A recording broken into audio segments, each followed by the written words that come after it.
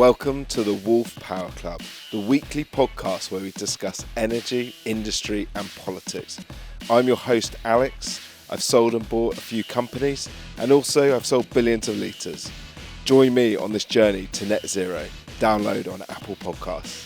Season 1 brought to you by AIM Recruit, the leading recruiters in logistics, transport and energy at www.aimrecruit.com.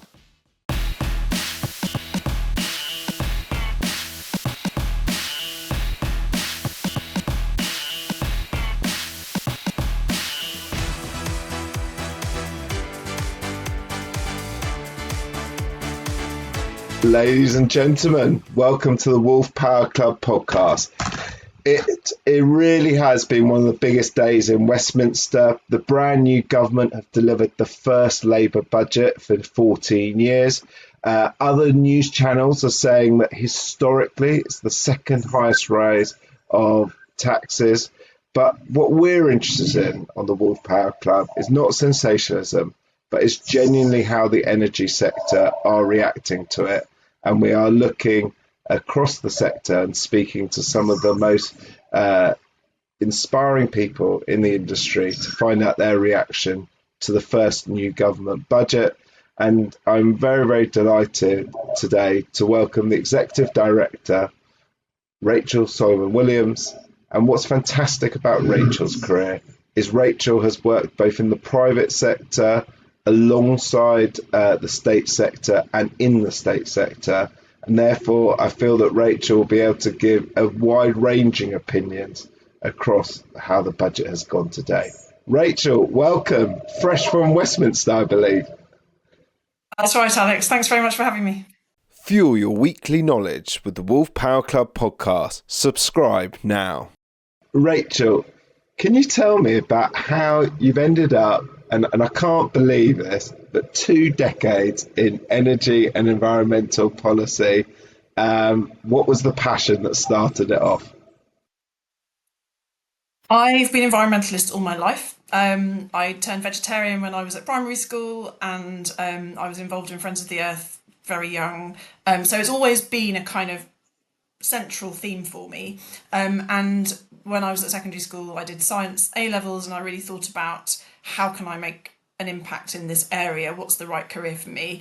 I ended up doing an arts degree, but then discovered about the civil service. I'm not going to tell you my whole career story, by the way, this would take ages, but I went into DEFRA as a civil servant through their graduate programme. And that was a fantastic thing to do. I'd encourage anyone out there to have a go at the civil service graduate programme. It gives you a really fantastic kind of breadth of experience. Actually, I think these days you have to go around lots of different departments with different themes, but I was allowed to stay in energy and environment policy, which suited me. So I did various different placements within DEFRA and out in the Environment Agency, which was something I chose to get a bit of kind of experience on the ground. And then I spent a year, I worked on the Climate Change Act 2008, which was probably the most sort of well-known thing I've done and worked on. I'm really proud of it. It was a fantastic experience, a real show of kind of cross-government and cross-party unity around a topic. And we talked a bit about the details on it, but actually everybody said this is the right thing to do. We need framework legislation on climate. When I'd done that, I was offered the opportunity to spend a year at Tesco on secondment to their climate team, which I took with alacrity, actually, because I was really interested to see everything from a private sector perspective and just learning about how policy changes in the public sector impact outside and what does it mean in a business. They have so much to deal with every day. And, public affairs managers, corporate affairs people are trying to deal with this kind of raft of stuff coming out of all the different bits of government. If you're in a supermarket, that's probably every different department in government, really. And so keeping it simple, communicating with businesses in terms that they can understand and listening to their feedback, so important. And I learned a lot about that at Tesco.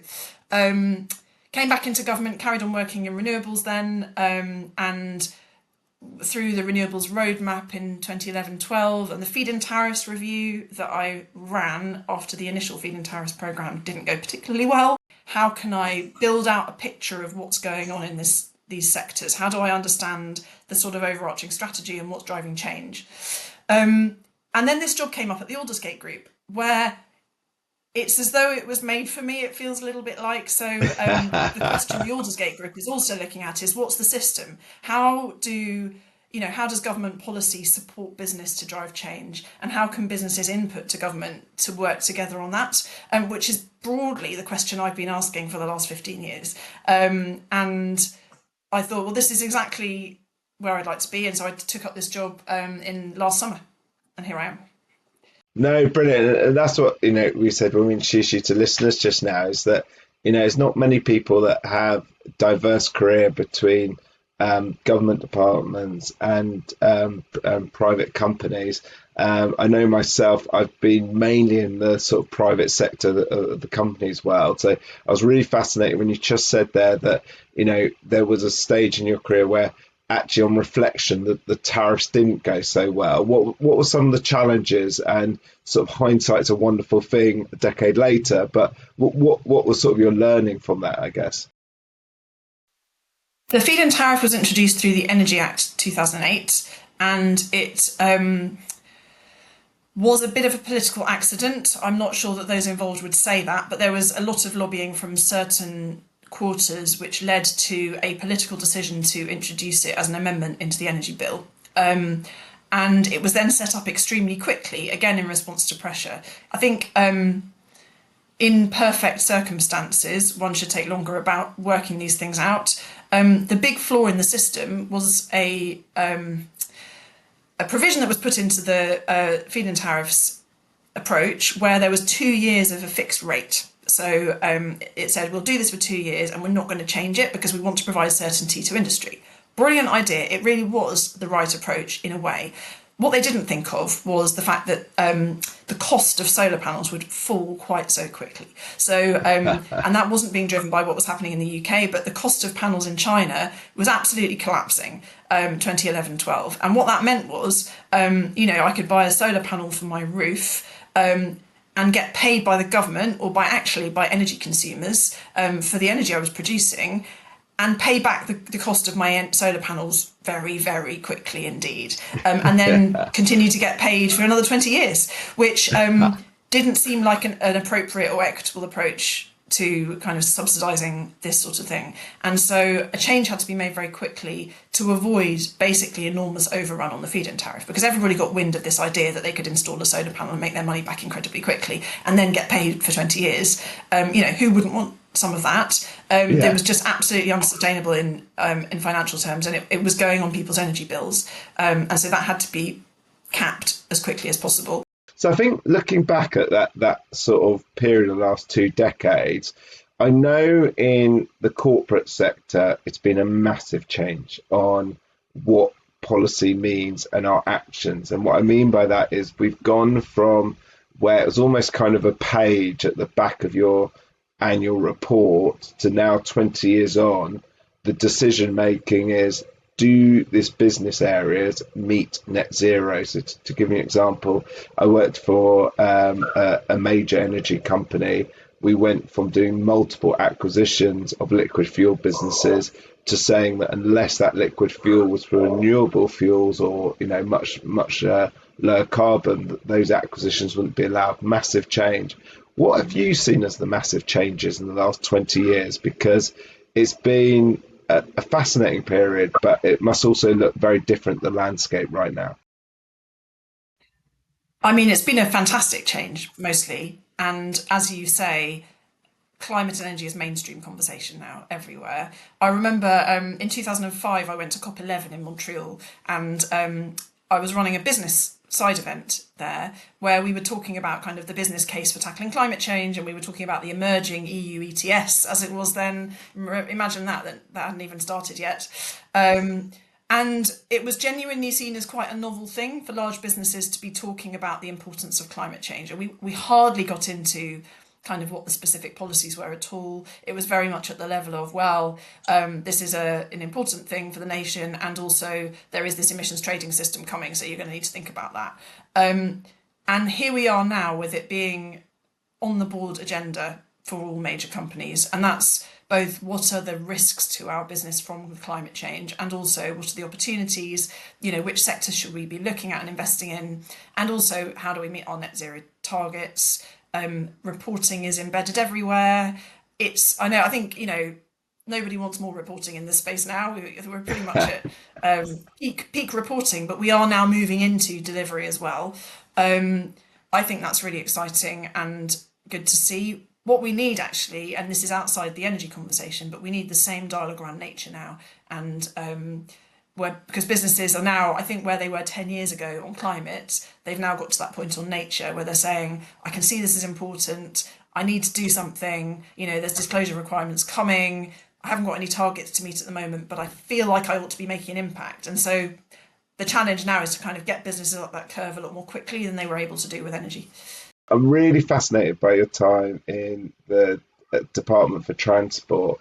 It's probably the part of the sector that I'm most passionate about in terms of, I've looked after fleets of best part of 1,000 trucks. I've had customers that have had millions of trucks fill at our facilities. Back when I was previously a director of a liquid fuels company, and we always were looking at, what we can bring in. We were always fascinated in what your department was going to say. And I remember every time I saw that you might be doing a talk at like one of the clean air shows, or like Alexandra Palace, that used to be a big festival.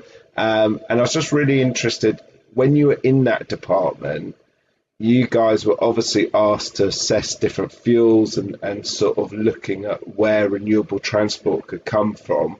How did you set out the agenda of like what was important and what needed to be delivered from a policy side point of view for the Department for Transport? Yeah, it's a great question. I was really proud of running the renewable transport fuel obligation because it had been going for, I think it started in 2007.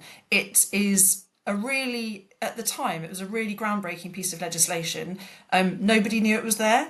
And in fact, probably most people still don't know it's there. And it had been delivering carbon savings in the transport sector far beyond what EVs were doing very early. So, for those people out there who don't know, the RTFO requires there to be a certain percentage of renewable fuel in the mix. So it's up to 10% ethanol now and up to 7% biodiesel. And that's when you're filling up your car at the pump. And it just works. And it's a really great example of how to put in a market mechanism to drive a change and let industry basically deliver something so the public don't have to think about it. They're now copying that with the ZEV mandate. I'm quite proud of having run the thing that came before and set the kind of laid out the picture for the ZEV mandate. I think what I like about HVO is that you can use existing infrastructure. And I'm quite passionate about that because I feel that when you actually start looking at free scopes of carbon, you also need to look at the impact of change in infrastructure or the change in systems. I feel that also that, for listeners, we've had previous podcasts with George Eustace, who's passionate about rolling out HVO, and Ken Corrin from UKIFTA on HVO. And I do feel that where I might disagree a little bit is I always feel that trucks will have liquid fuel, and the reason I feel that electrification outside of 1 mile, I do agree with the 1 mile, that the guys you see from Sainsbury's or and all other good supermarkets, but we have mentioned Tesco's already today, is that I feel that 1 mile's fine because you don't have the weight issue, but with weight and big HGV, I think that we will hear a lot from the RSC Foundation about that because it is a challenge. But then I'm really interested to know the big areas for Aldersgate Group now. What are your members really asking you to look into and think about for policy change?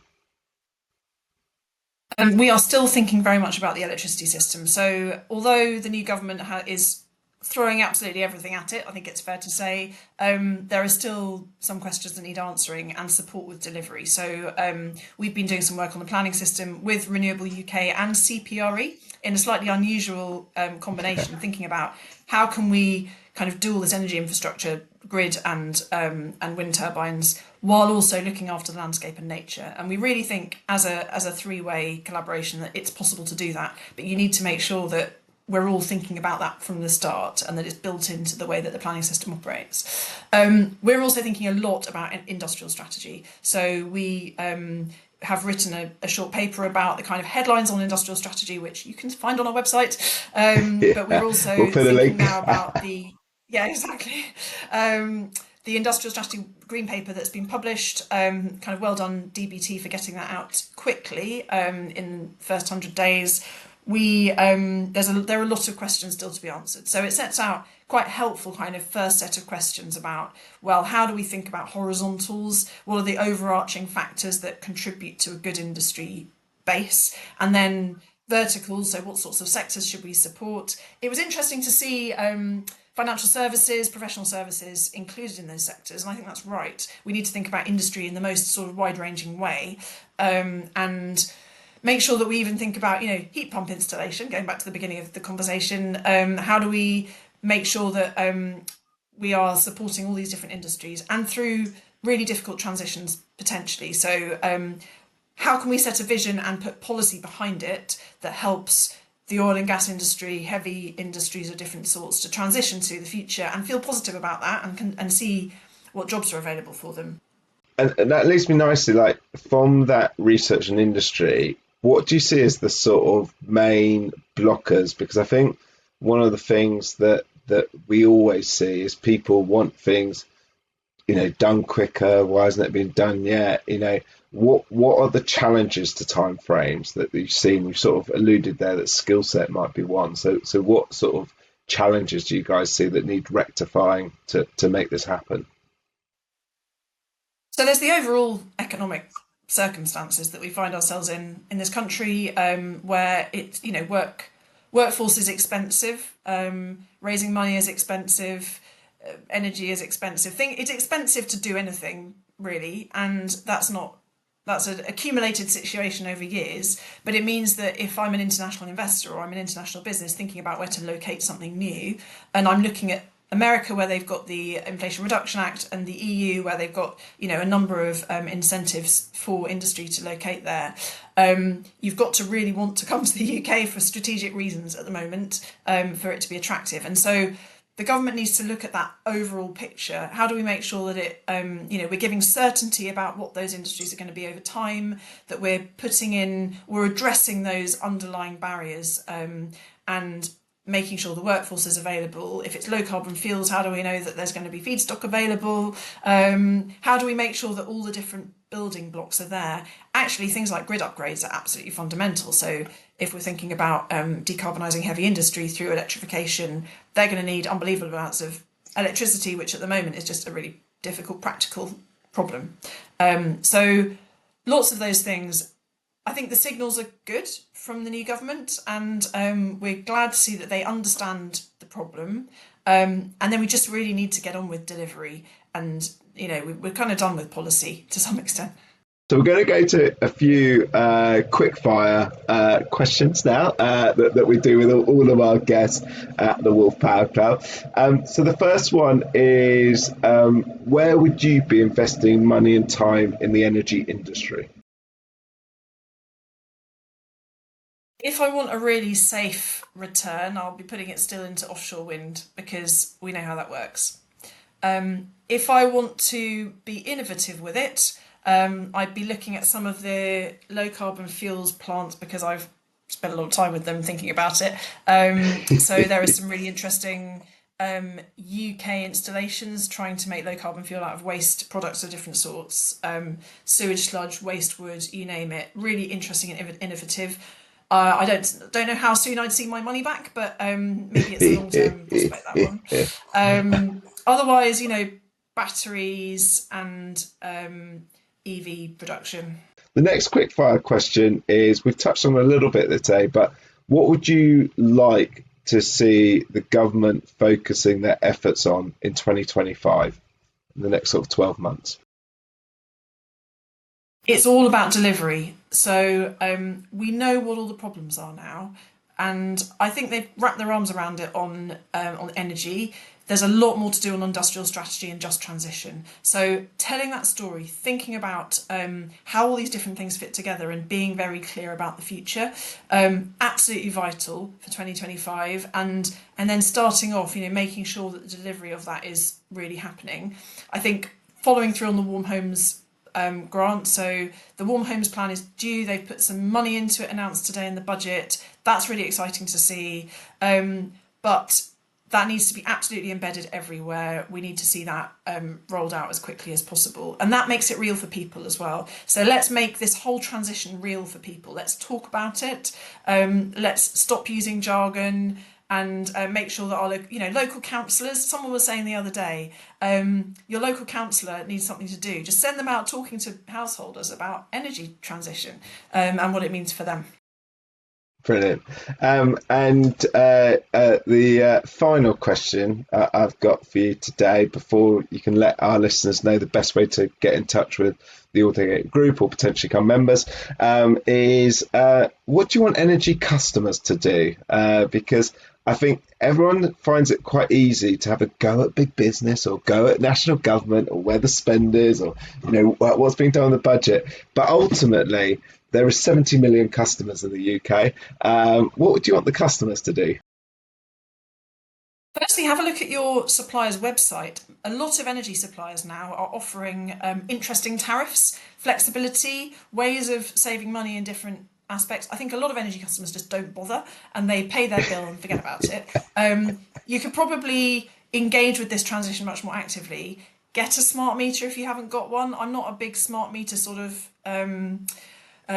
missionary, but I actually think they do offer you more information and then they enable you to take advantage of things like flexibility tariffs and some of those more advanced approaches to energy management. Get your house insulated. There's lots of grants out there. Look at your energy company website. Lag your loft. It's really easy if you haven't done that. I'm sure you've all done that out there already, but if you haven't, just give it some thought. I think it's basically engaging with it as a topic. I think most people don't because it's boring, but actually you can save a lot of money really quickly and you can do your bit towards looking after the environment. Brilliant. Thank you so much for being on the podcast today. I'm sure many of our listeners would love to get involved with the Aldersgate Group. We have also a lot of managing directors that listen to this podcast. How can people get in touch with the Aldersgate Group and yourself in terms of following up further? Because I think there'll be a lot of people that would be fascinated about this industrial journey part. So what's the best way to engage with you guys? And we're happy to put it in the show notes below, but you can just tell our listeners the best way to engage with you guys going forward. We've got all the normal social media and online presences. So Alex has very kindly described the website. If you go to www.aldersgategroup.org.uk, where you can find all our policy work for a start, and our annual report. We've got actually quite a new annual report that's in our aims page, which describes the work that we did in the 2023-24 period. So that's a nice thing to have a look at. There's also a members page, so you can go on and see firstly who our members are, if you're interested in that, and how you could get in touch about becoming a member if you want to. It's worth saying that our members, it's important that we're kind of forward leaning. So they're all progressive businesses who pride themselves on kind of going further and faster on decarbonisation. And so we do ask potential members to fill in a form which explains the work that they're doing and the journey that they're on, and be part of that kind of alliance of really forward-leaning businesses. We'd love to talk to you if you think that's you. What we particularly do is work very closely with decision makers. So the minister rang me after the budget today to describe and ask what our thoughts were about the budget. And we have that kind of relationship into DESNES and DEFRA and other bits of government as well, where and we will often kind of engage members with that process of discussion as well. We really want to drive change as quickly as possible and to use the power of our membership to do that. So come get in touch through the website. Find me on LinkedIn. I do reply to messages on LinkedIn, so you're very welcome to reach out and give me a follow or drop me a message. That's absolutely fine too. Brilliant. Can I really thank you for your time today? It's been an absolute pleasure. And I think the Wolf Power Club has learned a lot about policy today. And it's been an absolute pleasure. Thank you so much for your time today.